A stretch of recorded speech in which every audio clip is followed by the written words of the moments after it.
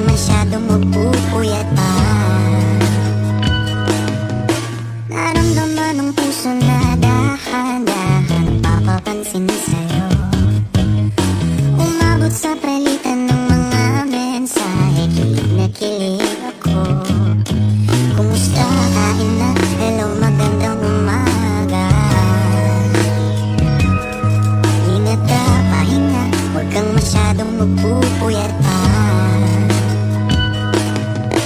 Naramdaman ng puso na dahan-dahan akong nahuhulog sa'yo.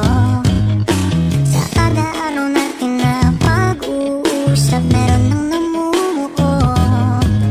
Ngunit di ko na alam kung anong patutunguhan.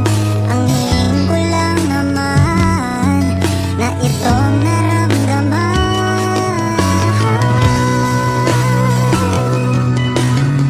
Sana naman ay mapagbigyan ka na at nang mapakinggan ang tibok ng puso kong sa'yo lang naramdaman ko na tunay na kaligayahan.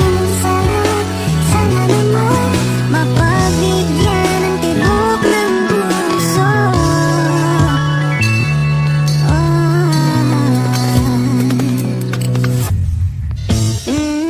Ngunit biglang katahimikan, wala namang matandaan na nasabi baka sakaling ika'y aking nasaktan. Bigla na lamang ika'y di nagparamdam. Ako ba'y pinagsawaan o may ginagawa lang? Sabihin ng totoo upang di na malito. Saan ba lulugar? Dahil di ko na